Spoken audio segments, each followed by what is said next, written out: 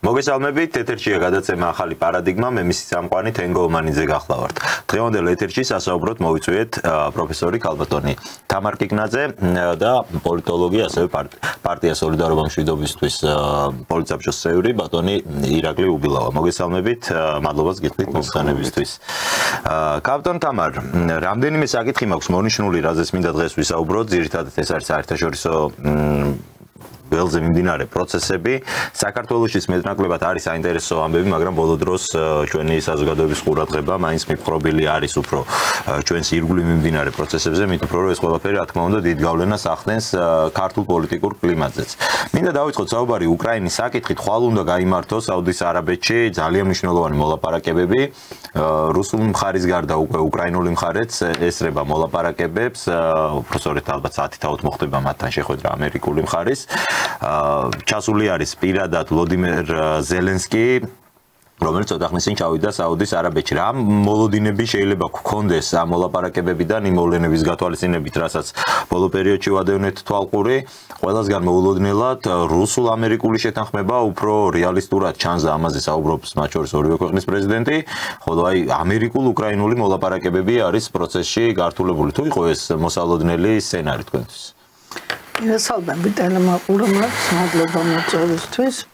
ეს ბუნებრივია მოსალოდნელი იყო და ამის შესახებ ტრამპი პირდაპირ ლაპარაკობდა, ის კი არა, არც კი მიიწვია ზელენსკი და მისი ინიციატივით, მერე მაკრონის თხოვნით ჩავიდა ის ამერიკის შეერთებულ შტატებში და ის განცხადებები, რასაც არ ჩასულიყო ისე ჩავიდა. ხო, მაგრამ ის განცხადებები, რასაც ჩვენ ყოველდღიურად, ესე იგი, რაც გვესმის, ხო, ტრამპის განცხადება, რომ მას გაცილებით უფრო უადვილდება რუსებთან ურთიერთობა, ვიდრე ზელენსკისთან.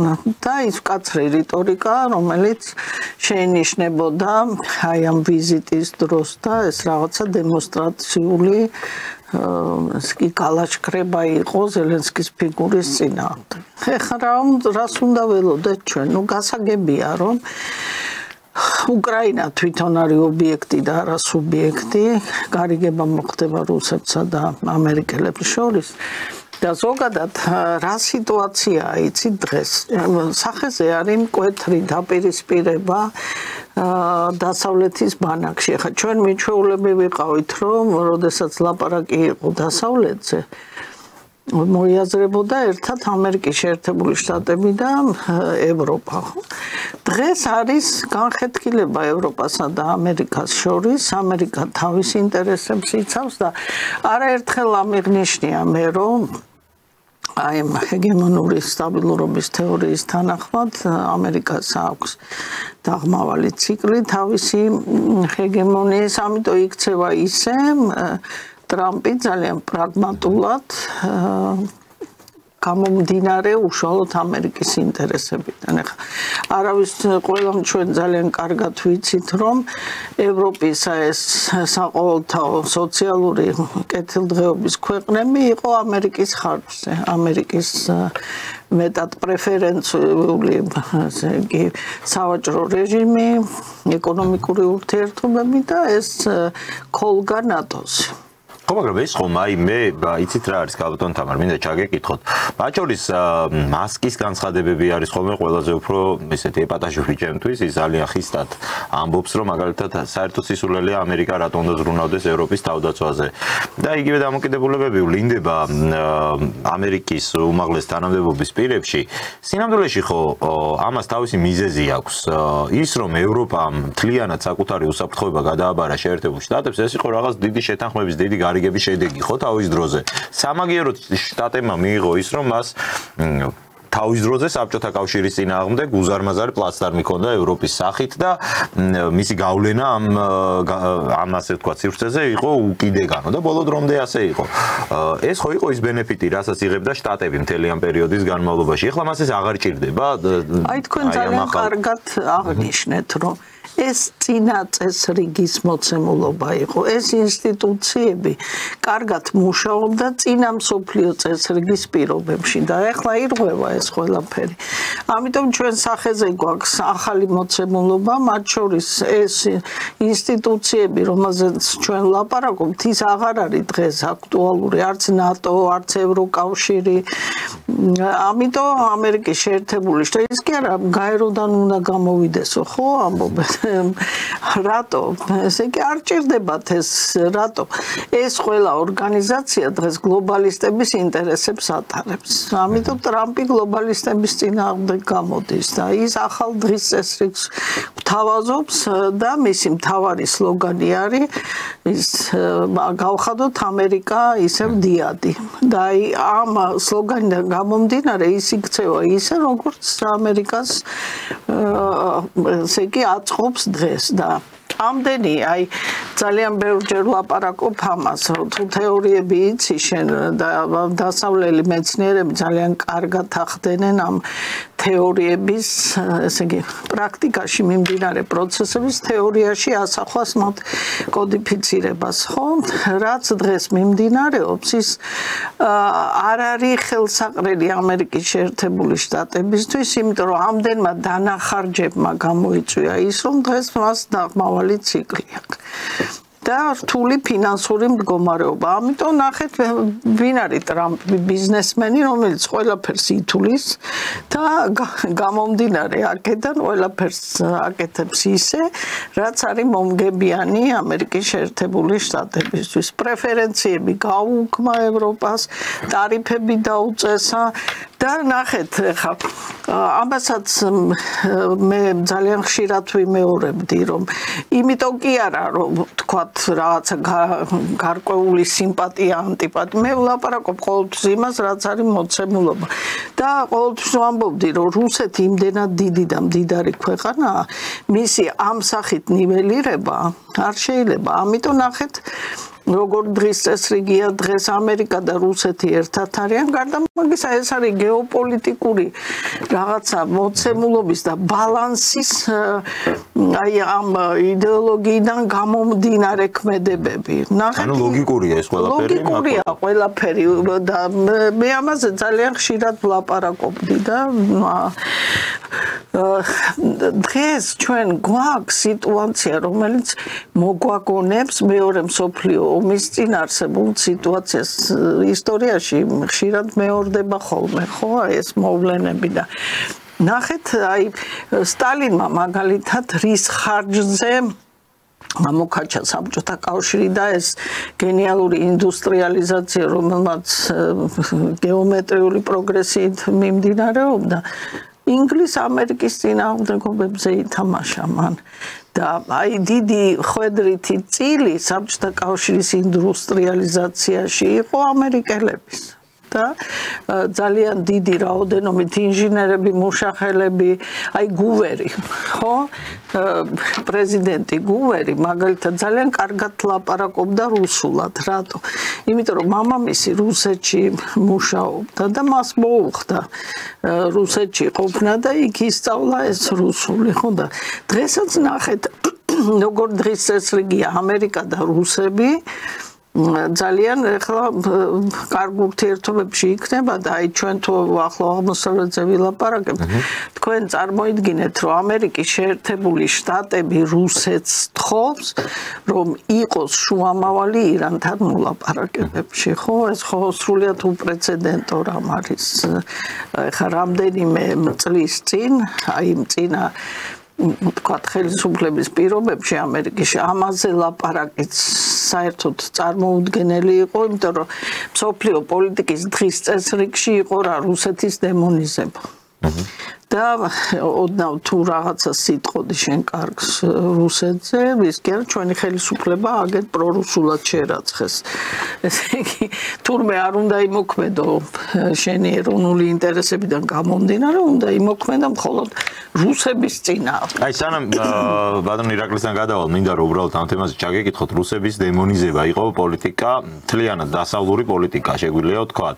ხედავთ, რომ შეერთებული შტატების მხრიდან ეს პოლიტიკა იცვლება არსებითად. თუმცა აი ევროპაში არის იგივე ტრენდი. ამ საკითხებში თქვენ როგორც აღნიშნეთ, ევროპას და ამერიკას აშკარად განსხვავებული უკვე ინტერესები უჩნდებათ და განსხვავებულ პოლიტიკას ატარებენ. აი საქართველოს რომელ სივრცეში იქნება ამ მხრივ, აი ეს არის საინტერესო.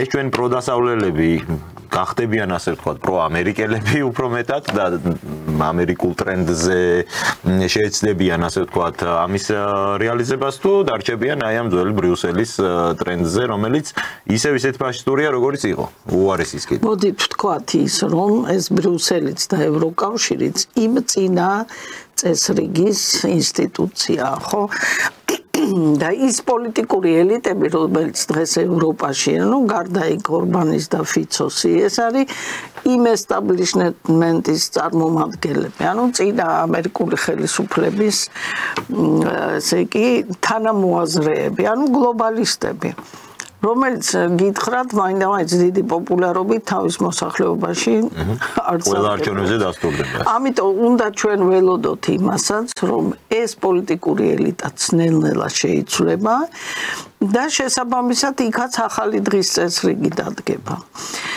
და რაც შეეხება ჩვენ ოპოზიციას, არა, ამაზე მე ხშირად ვლაპარაკობ, რომ ისინი ამ მომენტებს ვერ გძნობენ. ანუ ხელისუფლებამ ძალიან კარგად აუწყო ფეხი ამ პროცესებს და ძალიან სწორედ იქცევა. და ოპოზიცია ჩარჩენილია იმ ძველ წესრიგში. და ის ადამიანები, რომლებიც იქ არიან, იგივე არ ვიცი, ხელოვნების წარმომადგენლები, ნუ ეხლა მათ არც მოეთხოვებათ, ეხლა ძალიან ღრმად ჩახედულები იყვნენ პოლიტიკაში, მაგრამ ისინი არიან დარგზაზე დღეს. ამიტომ მათ ქმედებებს მომავალი არ აქვს. და ეხლა რაც შეეხება საქართველოს მე ვთვლი რომ ეს პროცესები ჩვენთვის არის ძალიან ხელსაყრელი. რატომ? მთელი ჩვენი უბედურება და უსიამოვნებები რის გამო იყო? იმიტომ რომ საქართველოს იყო განხეთქილების ვაშლი ამერიკას დასავლეთსა და რუსეთს შორის და ჩვენ მოგვანიჭეს და სააკაშვილის ხელისუფლებამ თავის თავზე აიღო ეს დესტრუქციული ფუნქცია. ძალიან დესტრუქციული ფუნქცია და აი თქვენ თუ აი ოპოზიციის წარმომადგენლებს და მათ თანამოაზრეებს შეხედავთ არა ნახეთ აი ისტერიული განწყობებია და უპირველესი ამოცანა საქართველოს კეთილდღეობა კი არ არის აი რუსეთისადმი ეს ზიზღი და ამიტომ როდესაც შენი ქმედების мотиваცია არის ზიზღში ეს ყოველთვის შეცდომა ამიტომ მათ ქმედებებსაც არ აქვს მომავალი შენ უნდა იმოქმედო გამომდინარე არსებული სიტუაციიდან ხო მოცემულობა ესეთი შენ არ ახარის ქვეყანა რომელსაც ხელეწიფება რაღაცის შენ კი არა ვერ ხედავ მთელმა დასავლეთმა ვერ შეცვალა და რუსების წინააღმდეგ გაილაშქრა თითქოს ნახევრმა მსოფლიომ და ვერაფერი ვერ უქნეს ამიტომ იმ კონდიციამდე მივიდნენ ნუ ნახეთ რას ლაპარაკობენ რომ თურმე ტრამპიო რუსების აგენტია თუ ეს რუსეთი ესეთი ძლევამოსილია რაღაცებრძვი მაშინ ამერიკა ვერაფერს ვერ უშვება და პატარა საქმეა ხო მთელი სამყარო და რაღაც ხო და ესე იგი მათ მოქმედებებში არავითარი ლოგიკა არ არის და დროა მოეგონ გონს და რაღაცა პრაგმატულად იაზო კი ბატონო ირაკლი რო გავაგრძელოთ აი უკრაინა ამერიკა რუსეთის აი ეს სამკუთხედი რაც ყველაზე მეტად ალბათ უფრო აქტუალურია ბოლო პერიოდში რატომ ხდება ის რაზეც საუბრობს მაგალითად დონალდ ტრამპი რომ ჩემთვის რუსებთან ბევრად უფრო კომფორტულია მოლაპარაკება მე ვერ ნუ კომფორტულია თუ არა ყოველ შემთხვევაში ბევრად უფრო პერსპექტიული ჩანს პუტინთან საუბარი მშვიდობაზე ვიდრე ზელენსკისთან მე ვერ ვიტყვი და არ მჯერა იმისი რომ ეხა ან ტრამპს ან არ ვიცი ჯეიდი ვენს ან თუნდაც ილონ მასკს ან ვინმეს ამერიკულ მართლობაში ხომ ზედამთვარე ამოსდით პუტინზე და პესკოვზე და ლავროვზე ხო ალბათ არ იქნება სწორი ესე აღვიქვათ რომ აქ პირადი მომენტები და პირადი დამოკიდებულებებია განსაზღვრელი რა არის ის ფუნდამენტური ფაქტორები რაც ამ შემთხვევაში ამერიკას და რუსეთს უბიძგებს რომ მათ ორივეს კონდეთ საერთო ინტერესი იცით რა რამოდენიმე წლის წინ 2014 წლის პროცესები რო განვითარდა უკრაინაში და რაც მერე მოხდა ეს დნრ-ის და ლნრ-ის ფორმირება კისინჯერი იყო ჩასული მოსკოვში და პუტინთან შეხვედრის შემდეგ, ჟურნალისტები უსვებდნენ, დაუსვეს შეკითხვა და პუტინს მოიხსენიებდნენ როგორც იმპერიალისტ მმართველს და რომელსაც სურს რაღაც რუსული იმპერიის აღდგენა და ასე შემდეგ. მაშინ კისინჯერმა ძალიან მარტივად უპასუხა შემდეგი ფრაზით, რომ პუტინი არანაირ იმპერიალისტი არ არის, არის რეალისტი. ანუ ფიგურა, ადამიანი, პოლიტიკური ფიგურა, რომელიც მოქმედებს საკუთარი ქვეყნის ნაციონალური ინტერესებით. შესაბამისად, შეერთებულ შტატებშიც, ამ ბოლო არჩევნების შემდეგ ხელისუფლებაში მოვიდნენ იგივე, ამ ინტელექტუალური იგივე ფლანგის წარმომადგენლები, რასაც რეალიზმი ეწოდება საერთაშორისო ურთიერთობებში. ისინიც საკუთარი ქვეყნის ნაციონალური ინტერესებიდან გამომდინარე ცდილობენ საგარეო პოლიტიკის წარმოებას. შესაბამისად, ადამიანებს, რომელსაც გაცნობიერებული აქვს საკუთარი ქვეყნის ნაციონალური ინტერესები რა არის, ხო, ყოველ შემთხვევაში. ამ ადამიანებს შორის კონტაქტი უფრო ადვილია და შესაბამისად შეთანხმება გარკვეულ საკითხებზე უფრო მარტივია. და მათ მოწინააღმდეგეთ, მსოფლმხედველობრივ დაახლოებაზე ვიძახი. და მეორე ფლანგზე არიან გლობალისტები, ქალბატონმა თავმასწორად აღნიშნა, გლობალისტები, რომელსაც სურთ უნიფიცირებული ერთიანი მსოფლიო წესრიგის შექმნა, სადაც ერთი რაღაც სახელმწიფოებრივი სტრუქტურა მართავს მთელ მსოფლიოში. ამ ორ კონცეპტუალური დაპირისპირების ერთ ფლანგზე, ნაციონალისტურ, კონსერვატიულ ფლანგზე, ასე ვთქვათ, რეალისტურ ფლანგზე არიან ტრამპი და პუტინი. თუმცა ერთობლივად ებრძვიან იმ სენს, რასაც გლობალიზმი და ერთა უნიფიკაციის პროცესი ქვია. ეს არის დაახლოების ერთ-ერთი მთავარი мотиваცია, რომ ამ შემთხვევაში ტრამპი და პუტინი ორივე ანტიგლობალისტები. რა თქმა უნდა, მათ ესმით საკუთარი ქვეყნების ინტერესები და შესაბამისად მოქმედებენ ორივე თავკუთარი ქვეყნის ინტერესიდან გამომდინარე. ეხლა მე ვეთანხმები ქალბატონ თამარს, არა მარტო საქართველოში მინდის ეს, რომ თურმე კგბ-ს აგენტი ყოფილა, რა ქვია, ტრამპი. მთელი მსოფლიო ეს გლობალისტური პრესა აჭრებულია იმით, რა ქვია. მე ვამბობ, რომ ეს სისულელეა ისმით და მე მგონია, რომ ეს უცოდინრობიდან კი გამომდინარე კი არა, ეს მიზანმიმართულად სპეციალურად აკეთებენ. ამასაც ტრამპის მიმართ ადგილობრივ ალბათ ამომრჩეველში იმ საზოგადოების შიგნით მოხდეს გახლეჩა ან სხვა ტიპის რეიტინგის ვარდნა და ფაქტობრივად ამ ახალი ხელისუფლების დელეგიტიმაცია, რასაც ტრამპის ადმინისტრაცია და ხელისუფლება ქვია. ვცდილობენ იმით, რომ ამერიკის პრეზიდენტს დააბრალებენ რუსეთის პრეზიდენტის ჯაშუშობა?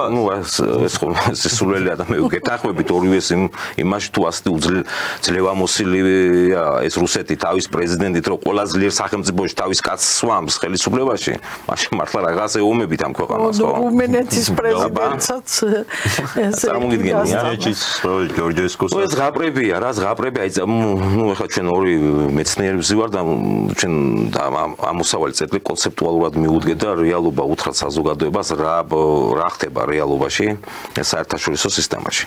ამ ტრამპის მოსვლა მინდა გავაგრძელო კიდე ეს თემა და ამ ტრამპის მოსვლა გამოიწვია რა საერთაშორისო სისტემის აი სტრუქტურულ ცვლილებებს ამის საწყისი ფაზაა რაც ახლა ხდება.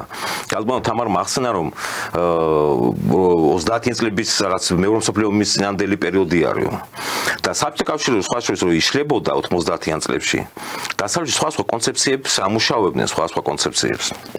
და ერთ-ერთი კონცეფცია, რამოდენიმე კონცეფცია იყო და მიუთითებდნენ იმას, რომ შესაძლებელი იყო ორივე მხარის გასვლა ევროპის კონტინენტიდან. შესაბამისად, სერიოზულად ფუტუროლოგიური ნაშრომები იწერებოდა, როგორ შეიძლება განვითარებულიყო მოვლენები, ასე ვთქვათ, ევროპის კონტინენტზე. და შესაბამისად, აქედან გამომდინარე, ბევრი წერდა. არც რუსული გავლენა რო არ ყოფილიყო, არც ამერიკული გავლენა, დამოუკიდებლად ევროპაში. მულტიპოლარული სისტემები შეიქმნებაო, ამას ვარაუდობ. სხვათა შორის, თუმცა ეს დასავლურმა გლობალისტურმა წრეებმა ეს პროცესები დაარღვიეს და შესაბამისად მათ დაიწყეს გაგრძელება, რასაც ქვია გლობალისტური ერთიანი უნიფიცირებული სისტემის ფორმირებისა. და ერთიან წესრიგში, ამათი მთავარი რეალიზატორი ამ გეოპოლიტიკური კონცეფციის ეს უნდა ყოფილიყო ნატო. და შესაბამისად გაგრძელება ამ პროცესებისა გაფართოება აღმოსავლეთის მმართველობაზე და სხვა კენანი წერდა 97 წელს რამოდენიმე დღის წინ შემთხვევა მისი ერთ-ერთი ინტერვიუ, ასე რაღაც ამბობს, თუ გაფართოება მოხდება უკრაინაში ომი აუცილებლად გარდაუვალია და აღმოსავლეთში შეეწინააღმდეგო. თუ იგივე პროცესები ჟეზინსკიც წერდა კი ბატონო ანუ ეგ იყო უკვე ზღუდე სადაც როცა მიადგებოდა ნატო მშვიდობიანი ფორმებით გაფართოების დროს კი ბატონო მაგას უკვე მშვიდობით ვეღარ იყო ვერსიებიც იყო კი ბევრი ვერსია იყო 3-4 სხვა ვერსია იყო კი ბატონო ნუ ერთ-ერთი ვერსია ამან გაამართლა ნუ ერთ-ერთმა ვერსიამ რომელიც გამოიწვევს ამ ევროპის კონტინენტზე ეს პროცესი გაფართოების პროცესი დაპირისპირებას და ომს რაც მივიღეთ უკრაინაში ნუ შესაბამისად ეხლა იცით რა მე უბრალოდ რაზე მწყება იცით გული მე უკრაინელ ხალხზე მწყება გული აი წმინდა ადამიანურ თვალსაზრისით და ამ ზელენსკის და იმ პოლიტიკურ კლასის მოქმედებები რასაც მე ჩვენ უყურებთ ეხლა რაც ხდება ბოლოს 3-4 წლის განმავლობაში იმ დასკვნამდე მივდივარო რასაც მარიონეტებს არ უნდა ჩააბარო ქვეყნის მართვის სადავეები ესენი მიიყვანენ იმ კატასტროფამდე რა კატასტროფამდე მიიყვანეს უკრაინა ამ პოლიტიკურ კლასმა ვინც დღეს მართავს ამ ხელას ირაკლი აი თქვენთან დავრჩები ისევ სანამ შემდეგ ისე ალბათ თამარს დაუბრუნდები უკრაინის პარალელურად ვითარდება კიდევ ისეთი პროცესები სამყაროში რაც შეიძლება საზოგადოების რაღაც ნაწილის კიდევ უფრო მეტ ყურადღებას იქცევს და სრულიად სამართლიანად გულისხმობს სირიაში ბოლო 2 დღის განმავლობაში მიმდინარე აი იმ საშინელ ხოცვა-ჟლეტას რასაც ალბათ მაყურებელიც ნახავდა საშინელ კადრებს ბავშვების დახვრეტა ჯვარცმული ქრისტიანები რომლებსაც თავში ესვიან ავტომატებს არ საშინელებები ხდება სხვადასხვა მონაცემებით რამდენიმე ასეულიდან რამდენიმე ათასეულამდე არის მსხვერპლი ბოლო 2 დღის განმავლობაში მიზანმიმართულად ხდება ალავიტების ძირითადად ალავიტების და ქრისტიანების გენოციდი და ამას აქვს გენოციდის სახე ამას აკეთებს სირიის ახალი რეჟიმი რომელიც არის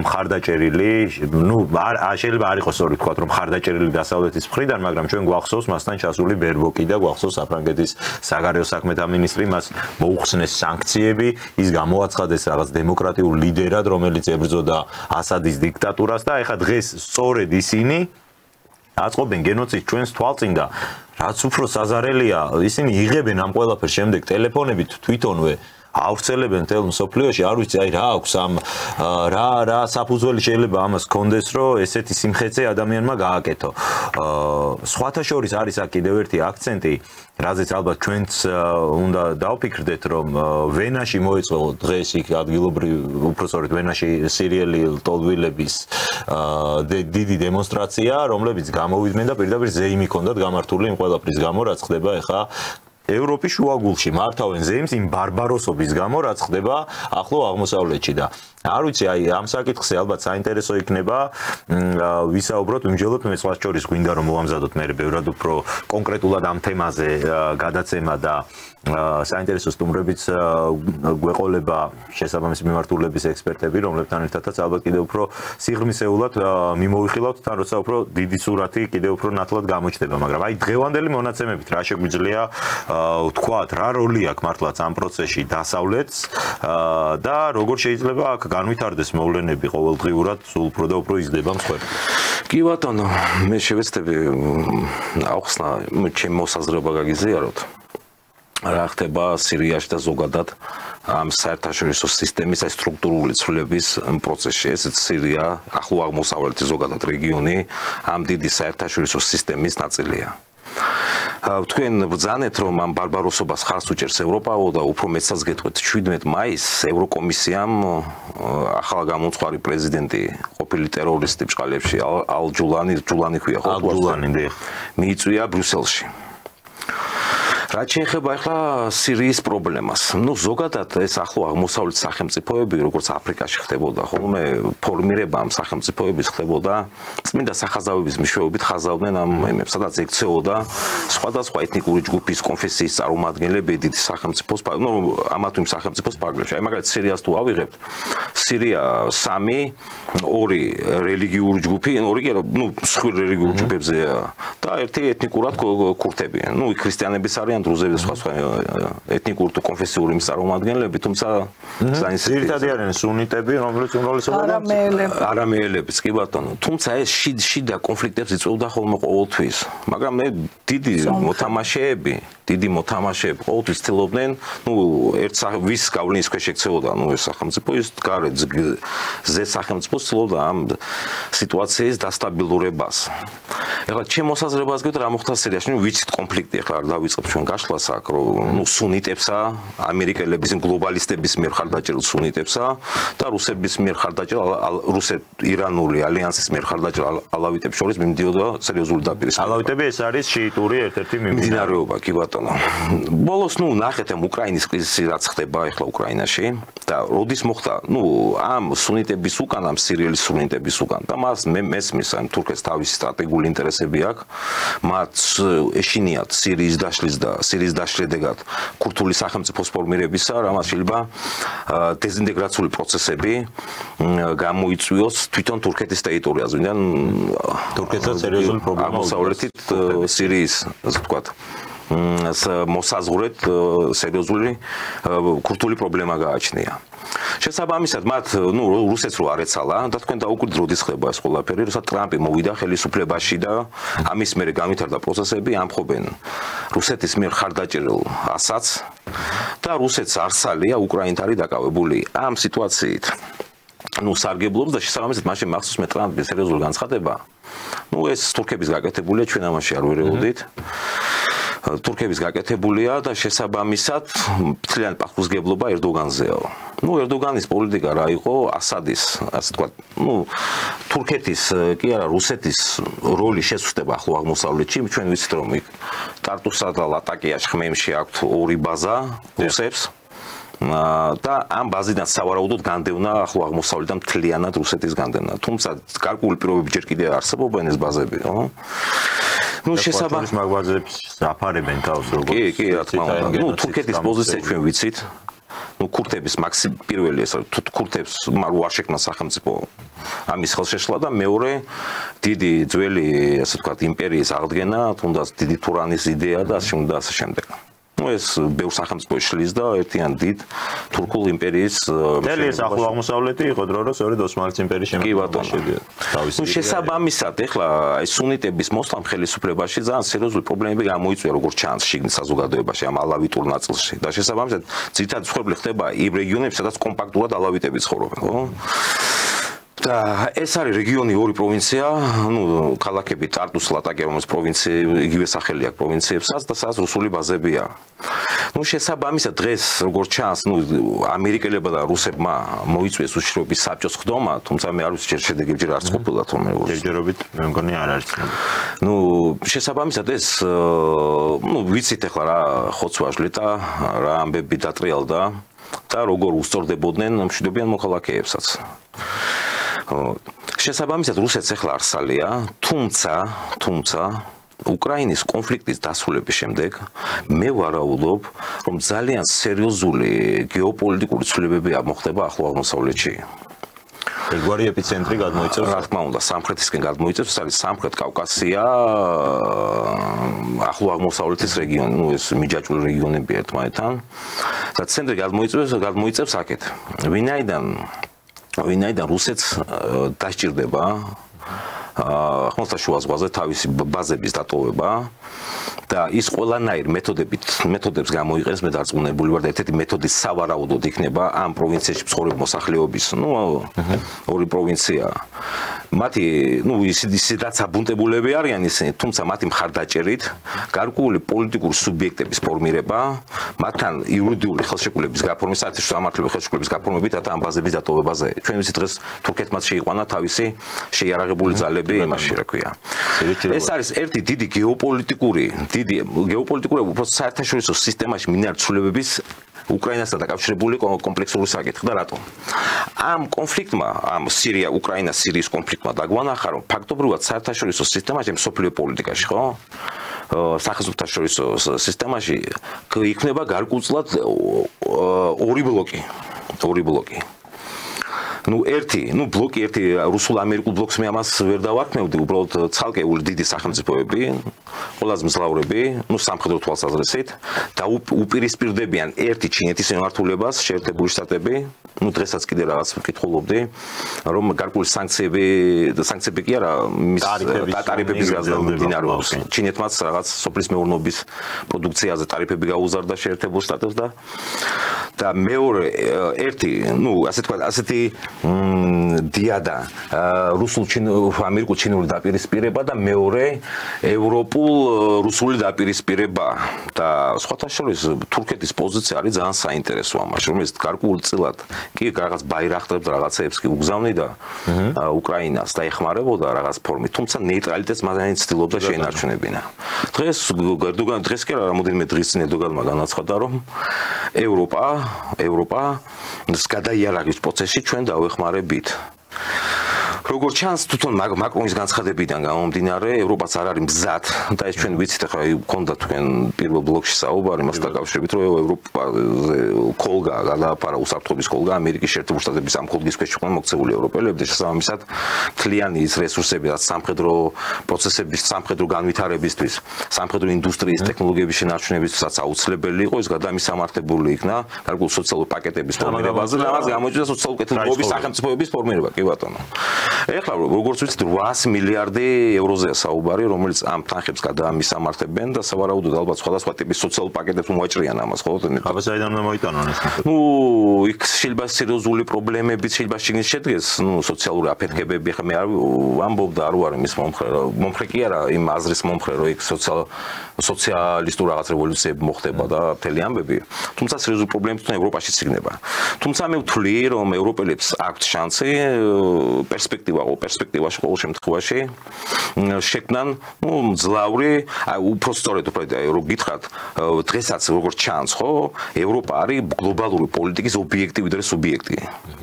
და ობიექტიდან ის გარდაიქმნას სუბიექტად. ამას ცდილობენ ყოველ შემთხვევაში. ანუ თვითონაც გახდეს გარკვეული მფლობელი. აი ზუსტად ეს მიუთითებს იმაზე, ჩვენ ვხედავთ, ხო, უკრაინის თემა რუსეთსა და ამერიკელებს შორის ერთ პოზიციაზე არიან, რუსები და ამერიკელები ამ საკითხთან დაკავშირებით ომი უნდა რომ მორჩეს. და მეორე პოზიცია, ევროპული პოზიცია ვიცით, ხო, ევროპელების პოზიცია, რომელიც ცდილობენ ამ პროცესის შეიძლება მეტად გახანგრძლივებას. თუნდაც დღეს განაცხადა დაზვერვის ხელმძღვანელმა, დღეს იყო თუ გუშინ გერმანიის. რაღაც ამბობს, რომ ჩვენ 2030 წლამდე უნდა გავაგრძელოთ ეს ომიო. ვინაიდან იქ ფორმულირებული იყო შემდეგნაირად, რომ თუ ადრე მორჩაო, მე რუსეთი ჩვენ მოგვადგებაო და იომონ ევროპელები, უკრაინელები და დაიხოცონ უკრაინელები ჯობია ვიდრე რუსეთი ჩვენ მოგვადგებაო. აი ეს ორი ბლოკი შეიქმნება, ორი დიადას რო ვთქვათ, ხო? და ეს სერიოზულ ამის მთავარი ამ უკრაინის ომის მორჩენის შემდეგ და მე რა ვიცი ხა მე იმ პოზიციაზე ვარ, რომ მე ვთვლი რომ რამოდენიმე თვეში უკრაინაში კონფლიქტი მორჩება. სიმძიმის ძალა, სიმძიმის ცენტრი გადმოინაცლებს სამხრეთისკენ, სამხრეთ კავკასიის და ახლო აღმოსავლეთში. აქ სერიოზული საქართველოშიც იმედია ეს ჩვენი ხელისუფლება ამას გაიაზრებს. და როგორც 2022 წლის თებერვლის თვეში ზუსტი და სწორი მე ვიტყოდი საგარეო პოლიტიკა აიღო და ეს საქართველოს იმ ტისკში არ მოაყოლა, რასაც ზელენსკიმ და მისმა მეგობრებმა მოაყოლეს ამ გლობალური დაპირისპირების ტისკში და შესაბამისად მე ვთვლი რომ ამ გადაფორმატირების შემდეგ ამ სამხრეთ კავკასიის და ახლო აღმოსავლეთში რაც იქნება, ხო? სწორ პოზიციას დაიკავეს იმ შემთხვევაში. ვინაიდან რუსეთს რო ავიღოთ, აი რეალურად როგორც გეოსტრატეგიულად რო ავიღოთ, ფაქტობრივად თურქეთის წინააღმდეგ მოუწევს დაპირისპირება. მე არ ამბობ პირდაპირ დაპირისპირების ფაზა წავა თურქეთსა და რუსეთს შორის, თუმცა დაპირისპირება წავა სხვადასხვა ტიპის, ხო ვიცი, იდეოლოგიური, პროპაგანდისტული, ეკონომიკური და სხვადასხვა. და საქართველოს კომპონენტიც იყოს როგორც თურქეთს დასჭირდება საქართველოს და თან ვიცით რომ აზერბაიჯანი საქართველოს ამ ღერძის ეს თქვა შემადგენელი ნაწილია, შესაბამისად ჩრდილოეთ სამხრეთის ორივე ღერძი გადის საქართველოზე. და შესაბამისად როგორც ერთი ისე მეორე საქართველოს დასჭირდება სამხედრო პოლიტიკური ზეწოლის და პრესინგის ობიექტი ერთმანეთის მიმართ. შესაბამისად აქ ძალიან ჭკვიანურად უნდა ვიყოთ ჩემი აზრით. კი ბატონო, კალბატონ თამარ, ისევ აი სერის საკითხზე რო ვთქვათ, რამე განვითარება შეიძლება გქონდეს ამ პროცესს, არსებობს თუ არა სირიაში მიმდინარე პროცესების საფრთხე, რომ ეს გაცდეს დაუშვათ მხოლოდ სირიის ტერიტორიას, მოიცოს უფრო გლობალური არეალი, ჩვენ არ დაგვაუწყდეს მართლაც რომ ეს არის ჩვენი სამეზობლო, სადაც მათ შორის აი სირიაში რამდენადაც ჩვენთვის არის ცნობილი, ძალიან აქტიურად იბრძოდნენ ასადის რეჟიმის წინააღმდეგ იგივე ჩვენი მეზობელი ჩრდილოკავკასიელები საკმაოდ დიდი კონტინგენტი სახელდებოდა სხვადასხვა ციფრი, რამდენიმე 10,000-ზეც იყო საუბარი. არსებობს თუ არა იმისი საშიშროება, რომ აი ეს განვითარების ვექტორი მართლაც აი სამხრეთ კავკასიისკენ წამოვიდეს ამ კონფლიქტის, იმიტომ რომ იქ მართლაც ცოტა არეულია უკვე სიტუაცია, პროგნოზირება ხვალ და ზეგ რა იქნება, არავის არ შეუძლია. ეხლა ახლო აღმოსავლეთში მიმდინარე პროცესები საერთოდ ეს ყოველთვის იყო ძალიან დიდი დაპირისპირებების არეალი. ერთი მხრივ ძალიან მდიდარი რესურსები და მეორე მხრივ ძალიან არეული, ხო? და არავისთვის არ არის დაფარული, რომ არსებობს რუკები, პოლიტიკური რუკები, რომელიც ითვალისწინებს აქ არსებული, ესე იგი, სახელმწიფოების გადაკეთებას სრულიად. ის კი არა, ხა თურქეთი მოიაზრება როგორც ერთ-ერთი ძალიან მნიშვნელოვანი მოთამაშე რეგიონში, მაგრამ ზოგიერთ ძალებს არც თურქეთის სიძლიერე არ მოწონთ და ვინ არის მისი ხა ისტორიულადაც, ხო? აი, როდესაც ოსმალეთის იმპერია დაიშალა, ის რომ საბოლოოდ არ დაშლილიყო თურქეთი, ინგლისი გამოვიდა, ხო? მაშინდელი ბრიტანეთის იმპერია დაუდგა გვერდზე, მაგრამ ნახეთ ეხლა ახლო აღმოსავლეთში ერთმანეთს ეტაკება, როგორც ირაკლიმ თქვა, ამერიკის, რუსეთის და ევროპის და თურქეთის ინტერესები. თუ ჩვენ გავითვალისწინებთ არსებულ ძალთა ბალანსს, კი, ლაპარაკობენ იმ 800 მილიარდზე, მაგრამ მე ეჭვმეპარება, რომ ევროპამ შეძლოს ამ თანხების მობილიზება და ისეთი აქტიური დახმარების გაწევა უკრაინისთვის, რომ რაღაცა შეძლონ მათ გარდამტეხი სურათი შექმნან ამ რეგიონში და მე ვთვლი, რომ თქვენ წარმოგიდგენიათ და ამერიკა და რუსეთი ეს არის ორი უძლიერესი ატომური ქვეყანა, სულ ყველა ერთად რო გადაამა, ესე იგი, მათ ვერ გაუწევს, ასე ვთქვათ, კონკურენციას. და როგორ დამთავრდა მეორე მსოფლიო ომის შემდეგ დიდი ბრიტანეთის ბედი. დაიშალა. რუზველტის და სტალინის ალიანსის შედეგად დიდი ბრიტანეთი დაიშალა. ეხლაც კი, ჩერჩილი ამბობდა, ხო, რომ ბრიტანეთიო პატარა კუნძულია, მაგრამ ის გლობალურ როლს ასრულებს მსოფლიო პოლიტიკაში. კი ბატონო, მაგრამ აი დღევანდელი ელიტა მე არ ვთვლი, რომ გაუმკლავდება მის წინაშე მდგარ რაღაც აი ამ გამოწვევებს. ბრიტანული ელიტა. ბრიტანული ელიტა და ბრიტანული ელიტა ასოცირდება სწორედ იმ გლობალისტურ ელიტასთან, იმ deep state-თან და სწორედ მათ წინააღმდეგ არის ეს ბრძოლა. და მე ვთვლი, რომ ბრძოლას მაინც მოიგებს ამერიკა და რუსეთი, იმიტომ რომ ეს ძალიან ძლევამოსილი ქვეყნები არიან და გეოპოლიტიკური ესეთი ბალანსიდან გამომდინარე, ხა ნახეთ ტრამპი არის ძალიან პრაგმატული ადამიანი. არავითარ შემთხვევაში არავინ არ უნდა იფიქროს, რომ მას არ მოწონს ან უყვარს რუსეთი. მას უყვარს და მოწონს ამერიკის შეერთებული შტატები. ეს მან ღიად უთხრა მათ შორის ზელენსკის, რომ კითხა ზელენსკიმ, შეხვედრაზე თქვენ ვისკენ ხართო? მე არავისკენ არ ვარ, მე ამერიკის მხარეს ვარო, ესეთი პასუხი გასცა და ნუ მსოფლიოში მშვიდობის მხარეს ვარო და სრულიად ლოგიკურია ხო თავის ქვეყანას არ მოვა. რუსეთი მისთვის დღეს არის მიმზიდველი იმ აურაცხელი სიმდიდრით, გარდა მაგისა გეოპოლიტიკური ბალანსიდან გამომდინარე ჩინეთის წინააღმდეგ და მოდით უკანა პლანზე არ დაგვრჩეს ის ძალიან მნიშვნელოვანი ადამიანური კაპიტალი.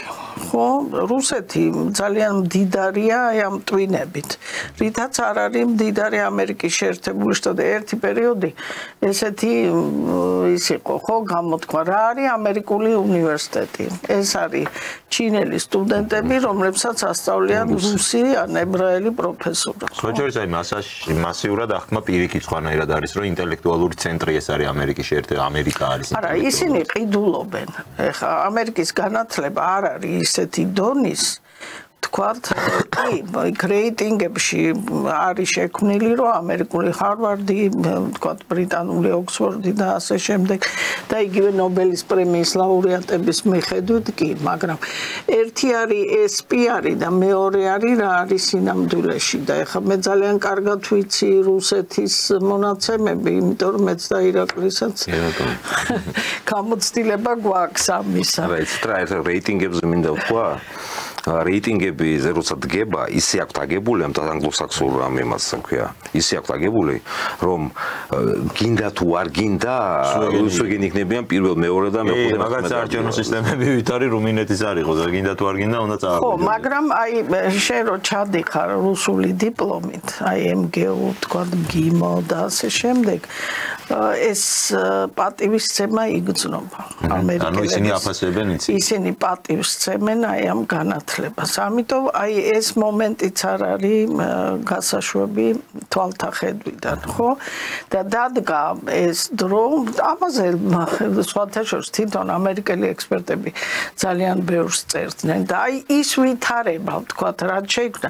მაგალითად ვალენსტაინს ეს რა ქვია, როგორ არის ქართულად მსოფლიო სისტემური ანალიზი, ხო?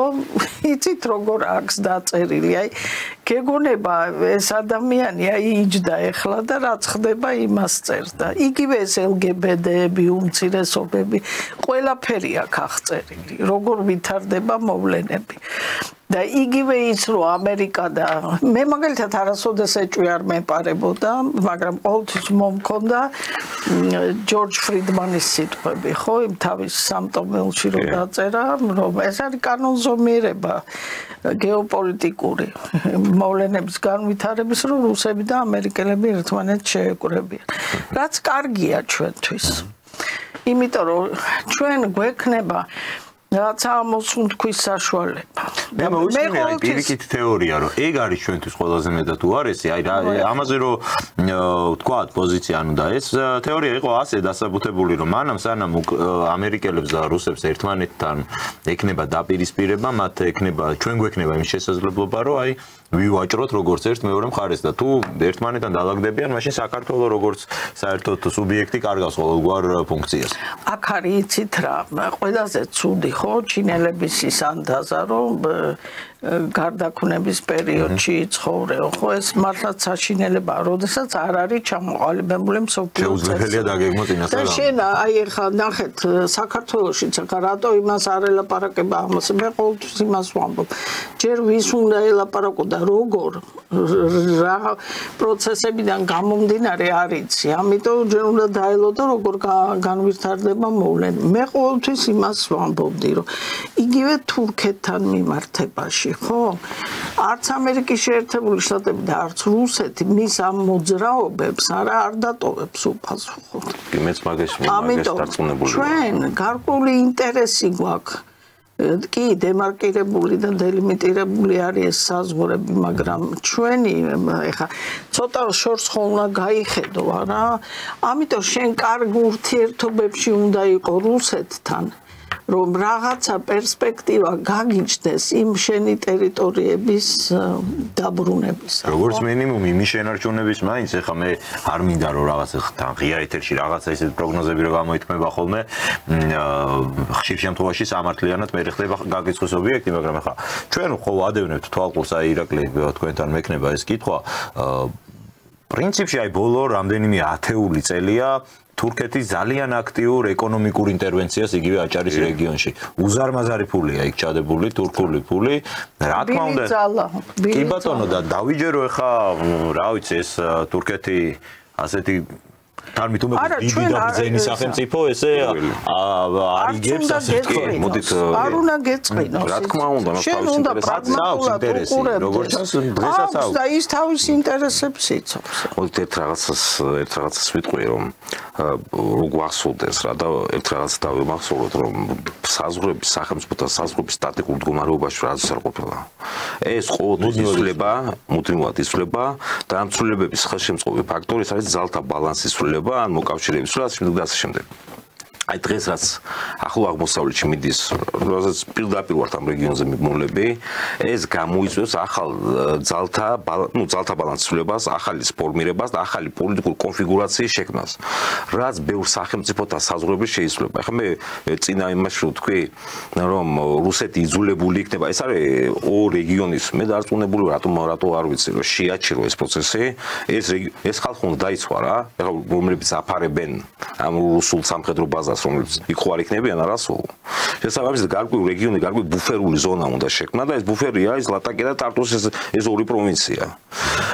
პირველი ესა სირიის პრობლემა და მეორე, სირიის იმ ორი რეგიონის პრობლემა, რომელიც ბუფერის ზონას უსულებს ამ რუსულ სამხედრო ბაზებს.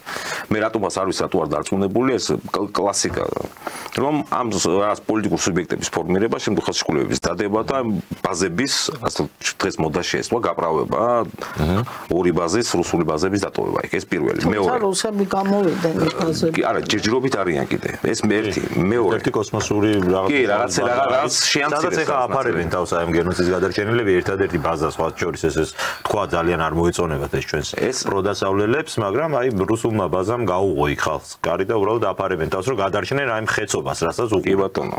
ეს ერთი, მეორე. იქ არის ძალიან სერიოზული პრობლემა, ქურთების პრობლემა, მუჭყალებში ქურთების პრობლემა, რომელსაც, ბევრი თვლის რომ ერთ-ერთი ყველაზე მრავალრიცხოვანი ეთნიკური ჯგუფია, რომელსაც არ გააჩნია სახელმწიფო თავისი. ესენი მიმოფანტულები არიან სირიაში, თურქეთი, ერაყსა და ირანში. შესაბამისად, თან ეს რეგიონები ისე არიან მიმოფანტული, ერთმანეთის მომიჯნავე რეგიონებია. ერაყის ქურთისტანი, ერაყული ქურთისტანი, ერბილი დედაქალაქი, ფაქტობრივად იქ დე ფაქტო პოლიტიკურ სუბიექტ უკვე არსებობს. მე საიდან ვიცი ხა წაკითხulis მაგრამ მეორე მეგობრები მყავს. ერთ-ერთი ჩემი მეგობარია მამე ქურთისტანის წარმომადგენელი მოსკოვში. და შესაბამისად ვიცი მაგიტურიზებული ბორდო რა თქმა უნდა სახელმწიფო დე ფაქტო სახელმწიფო უბრალოდ აღიარებული არ არის სახელმწიფო შესაბამისად პროცესი დააჩქარებს ამ ტერორისტების მოსვლა სირიაში ხელისუფლებაში მოსვლა დააჩქარებს სირიის ნაწილზე არსებული ქურთული სახელმწიფოს აღიარებასაც იქ ამერიკის შეერთებული შტატების ბაზებიც იყო განსაცდელი ეხლაც არის ხო მგონი ამერიკელები ძალიან თანამშრომლობდნენ ერთ პერიოდში, მე ქურთები ადანაშაულებდნენ ღალატში, როდესაც ესეც. გასაგებია, ინტერესებიდან გამომდინარე გასაგებია. შესაბამისად ეს ეტაპობრივად გამოიწვევს რა ერთიანი ქურთული სახელმწიფოს ფორმირებას, რაც სერიოზულ პრობლემებს შეუქმნის თურქეთის ტერიტორიულ მთლიანობას. ხა ქალბატონმა თამარმა ბრძანა, რომ ამას არ შეარჩენენო თუ რაღაც არ გაუტარებენ. კი ბატონო, არ გაუტარებენ ერდოგანს ამ ყოველ. ფაქტობრივად რაც სირიაში ერდოგანმა უკნა და ეს ფაქტობრივად მისი ის დაუმხო, ეს არის სილის გაწნა იყო რუსეთისთვის. ამიტომ მე დარწმუნებული ვარ, რომ უკრაინის კონფლიქტის მერე მთელი სიმძიმის ცენტრი გადმოვა სამხრეთისკენ, რათა ის სამაგირო გადაუხადონ თურქეთს. ხო, მაგრამ თურქეთზეა საუბარი, აქ არ არის ლაპარაკი რაღაც. უმეტესად გეტყვი, რუსულ-ამერიკულ იმაზე იყო საუბარი აქ. ერთად გეტყვი, ამერიკელი სტრატეგები სამყარო ერთ-ერთი სერიოზული მემარჯვენე ტიპის სტრატეგები ყოველთვის აღნიშნავენ ერთ რაღაცას. თურქეთი ეს არის არასანდო პარტნიორი, რაც უფრო ძლიერდება ეს თურქეთის შესაბამისად ჩვენ წინააღმდეგაც გამოდის და ერდოგანის პოლიტიკა მას დაადასტურა რომ ბევრ საკითხში არ ეთანხმებოდა შეერთებული შტატების პოლიტიკა საგარეო პოლიტიკას რეგიონში და შესაბამისად თავისი ინტერესები გამოიმოქმედებდა. და ის ამერიკელი სტრატეგები ამბობენ ამ რაღაცას რომ ჩვენ უნდა შევქმნათ დიდი ქურთული სახელმწიფო, რომელიც თუ ამას ჩვენ ქურთებს გაუკეთებთ, ყველაზე პროდასავლური სახელმწიფო გახდება რეგიონშიო.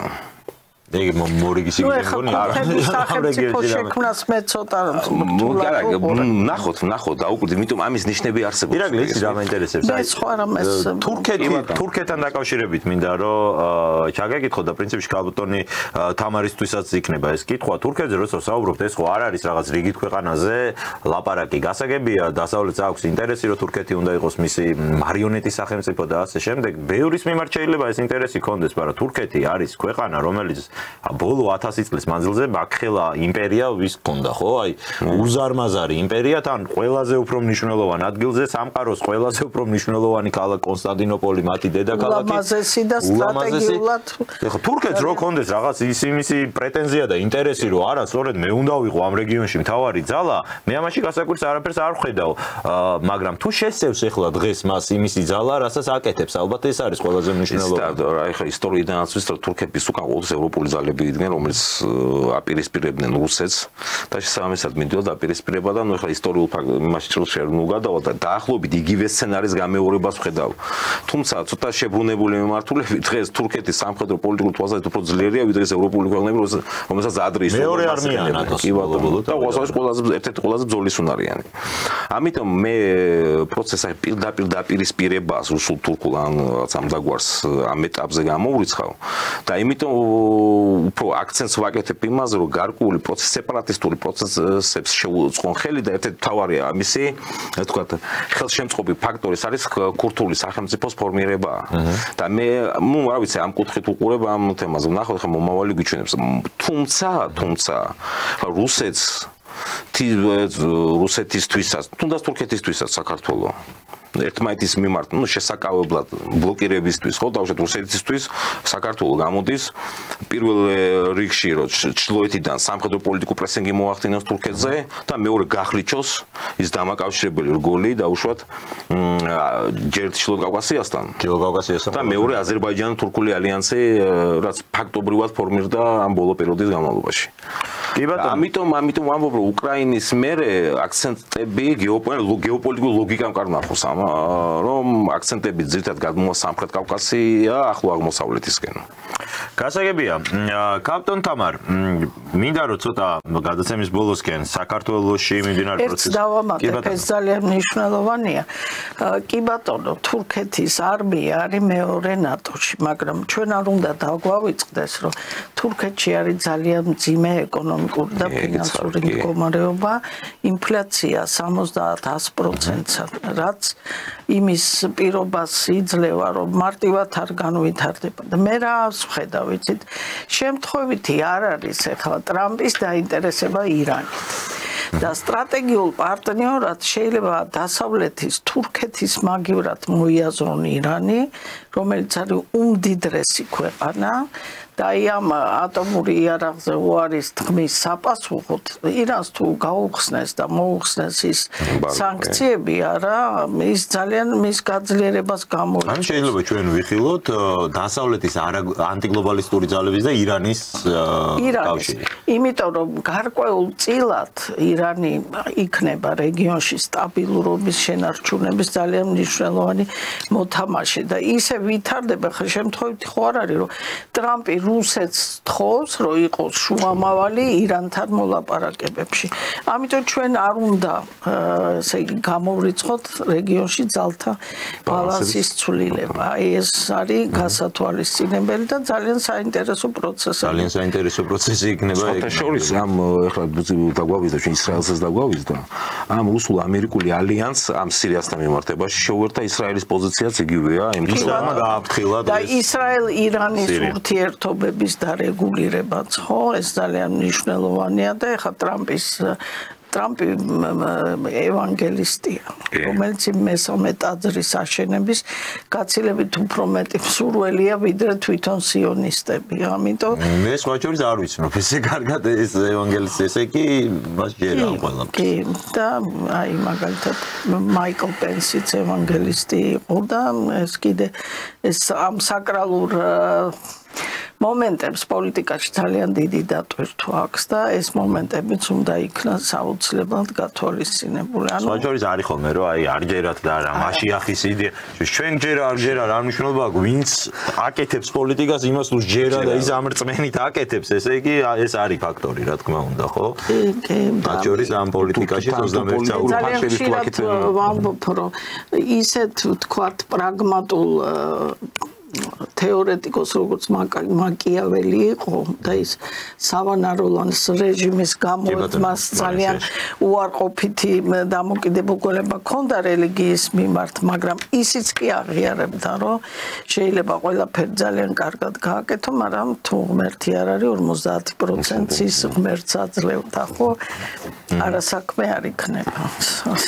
საინტერესო იქნება რომ შევეხოთ საქართველოში მიმდინარე პროცესებსაც ბევრი უпроსორეთ სიახლეს რომელიც ცოტა ხნის წინ მამუკა მდინარაძემ ბრიფინგზე გამოაცხადა ეს არ არის ხა ისეთი ღრმად პოლიტიკური ანალიზის საკითხი როგორც მაგალითად სირიის კონფლიქტი როგორც მაგალითად უკრაინაში მიმდინარე და საუდის არაბეთში მიმდინარე მოლაპარაკებები მაგრამ უმრავლესობის ლიდერმა თქვა რომ ისაუბრა ნარკოპოლიტიკაზე რაც ასევე არის ქართული საზოგადოებისთვის ერთ-ერთი ალბათ ყველაზე მნიშვნელოვანი საკითხი გახდა ბოლო წლებში განსაკუთრებით მამუკა მდინარაძემ აღნიშნა რომ აქამდე არსებული ლიბერალური ნარკოპოლიტიკა ეს იყო გარედან თავს მოხვეული რაღაც იძულება ჩვენთვის და ვაპირებთ ეს ყოველივე შევცვალოთო და შემდეგ უფრო რა თქმა უნდა როდესაც წარადგენს მართული გუნდი შესაბამის ალბათ უკვე წერილობით ფორმით ბევრი რამ გახდება ცნობილი მაგრამ ძირითადი პრინციპები რაც თქვა გავიმეორებ პირველი რაც ითქვა რომ იცულება გასაღება როგორც ასეთი დეფინიცია უпроსორეთ შემოდის ახალი ტერმინი გაყიდვა მარტივად რო ვთქვათ, აქამდე ნებისმიერი სახის გადაცემას ნარკოტიკის, აი მეგობარმა რომ მეგობარს გადაცეს ნარკოტიკი, კანონის მიხედვით ესეც გასაღებად ითვლებოდა და ამ შემთხვევაში მოხდებაო გამიჯვნა და მკვეთრად გაიმიჯნება რომ ადამიანი, რომელიც ყიდის ნარკოტიკს, კონკრეტული ფულის მატერიალური სარგებლის მიღების სანაცვლოდ, ასეთი ადამიანები უმცირესი დოზა ნარკოტიკის გაყიდვის შემთხვევაშიც კი დაიჯებიან 12-დან 20 წლამდე უვადო პატიმრობით, ანუ უმძიმესი საჟელი შემოდის ნარკოტიკების რეალიზაციისთვის. Როგორ ფიქრობთ, კაპიტან თამარ, ეს ყველაფერი დროში ძალიან კარგად ემთხვევა იგივე ამერიკაში მიმდინარე დაახლოებით იგივე პროცესებს და ვიცით როგორი ბრძოლა აქვს გამოცხადებული იქ დონალდ ტრამპს ნარკოტრაფიკთან. ესეც არის თუ არა საქართველოს ხელისუფლების მხრიდან ერთგვარი სწორი ფსონი ის ცდილობს გარკვეულწილად იმ ტენდენციებს აუწყოს ფეხი რაც მიდის შეერთებულ შტატებში, ხო? იცით რა, ის პოლიტიკა რაც სოფლიოში აი ლიბერალური დღის წესრიგის გამო იყო და იგივე ნარკოპოლიტიკა ეს საშინელებაა ხო წარმოიდგინეთ ადამიანი რომელიც არის ნარკოტიკების მომხმარებელი საზოგადოებისთვის დაკარგულია ფაქტობრივად ნახეთ რა დღის წესრიგი ჰქონდათ ლიბერალებს და საქართველოს ფაქტობრივად აი ლიბერალური დღის წესრიგის გამო ჰიბრიდულ ომში იმყოფება ერთ-ერთი მიმართულება ეს იყო ალბათ ჩვენ ყველა ამ საზოგადოებაში ვხედავთ რომ რა მდგომარეობაშია ჩვენი ახალგაზრდობა ძალიან დიდი პროცენტულად ის რაოდენობა რაც საქართველოს არის უბედურება გენოფონდის დაღუპვა ამიტომ მე მივესალმები ამ პოლიტიკას გარდა იმისა რომ კანონი გამკაცრდება მხოლოდ კანონის გამკაცრება არასოდეს არ იძლევა კარგ შედეგს აქ უნდა იყოს ლაპარაკი სოციალიზაციაზე და იმ ღირებულებებზე, სწორ ღირებულებებზე, სპორტზე ორიენტაციაზე, ხო, რაღაცა იგივე სამშობლოს სიყვარულზე და აი ამ ჯანსაღი ცხოვრების წესის პროპაგანდაზე. ნახეთ, ლიბერალური დღის წესრიგი რა იყო? თავისუფლება, ეს ნეგატიური გაგება ამ თავისუფლების, მაგრამ სინამდვილეში ეს ძალიან კარგად შეფუთული იყო. მაგრამ სინამდვილეში რას ითვალისწინებდა ადამიანის ცხოვრების ხანგრძლივობის შემცირებას.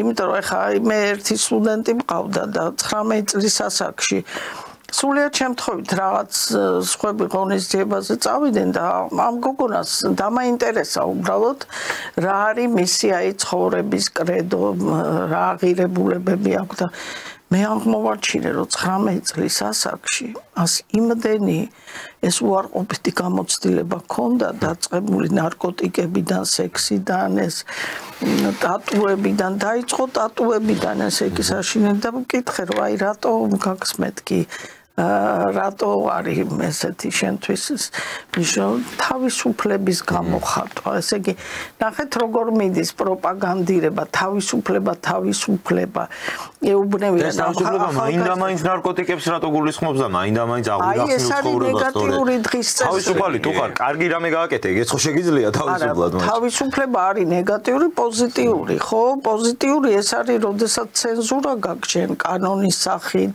რაღაც ღირებულებების სახით, მათი მცნების სახით, ხო, რაც ადამიანს ადამიანად აქცევს, ხო, და როდესაც შენ ამ ნეგატიური თავისუფლების დღის წესრიგით ცხოვრობ, ეს არის საშინელება და მთელი ეს განათლების სისტემა გაჟღენთილი არის ამ ნეგატიური თავისუფლებით და მე მოუწოდებ ხელისუფლებას და აი ეს თუ პირველი ნაბიჯია რა, მე მივესალმები ამას, იმიტომ რომ ჩვენ დასაკარგი გენოფონდი ნამდვილად არ აქვს, ხო?